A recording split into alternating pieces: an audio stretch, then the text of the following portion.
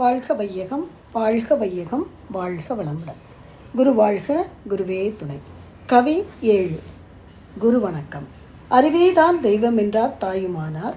அகத்ததுதான் மெய்ப்பொருள் என்றெடுத்து காட்டி அறிவதனை அறிவித்தார் திருவள்ளுவர். அவ்வறிவை அறிவதற்கு முறைகள் சொன்னார் அறிஞர் திருமூலர். அவ்வறிவில் ஆழ்ந்து ஆனந்த கவியாத்தார் ராமலிங்கர். அறிவில் அறிவாய் நிலைத்து அறம் வகுத்தோர் அதை வாழ்ந்து காட்டினோர் நினைவு கூர்வாம். விளக்கம்: அதாவது தாயுமானவர் கிபி 17ஆம் நூற்றாண்டில் வாழ்ந்த சித்தர். இறைநிலை பற்றி தமது ஆயிரக்கணக்கான பாடல்களில் தெளிவுபடுத்தியுள்ளார். திருவருள் விலாச பரசிவ வணக்கம் என்ற தலைப்பின் மூலம் கவியாகிய அங்கிங்கெனாதபடி என்ற கவியில் இறைநிலையின் இயல்பு பற்றிய முழுமையான விளக்கம் கொடுத்துள்ளார். மேலும் தன்னை அறிய தனி அறிவாய் நின்றருளும் என்னை அறிந்தென் அறிவை நீங்கி நிற்க வேண்டாவோ. அதாவது உயிரானது தன்னை அறியும் பொருட்டு தனி பேரறிவாய் விளங்கும் உண்மையினை அறிந்து யான் உடலுடன் கூடி அறியும் பாச ஞானத்தினின்று நீங்கி உன் அறிவினில் அடங்கி நிற்க வேண்டாவோ என்று அறிவுதான் தெய்வம் என்பதை நிலைநிறுத்தியுள்ளார்.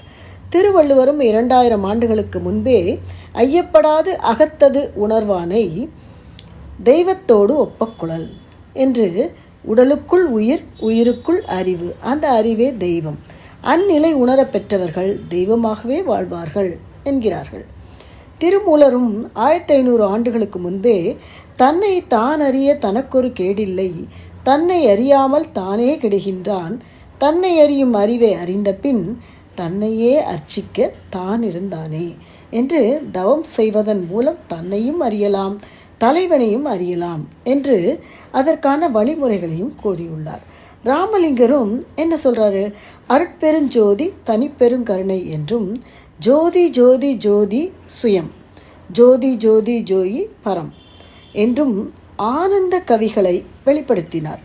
அறிவின் தெளிவு என்ற நிலையில் எல்லாவற்றையும் உணரலாம் என்று கூறியுள்ளார்.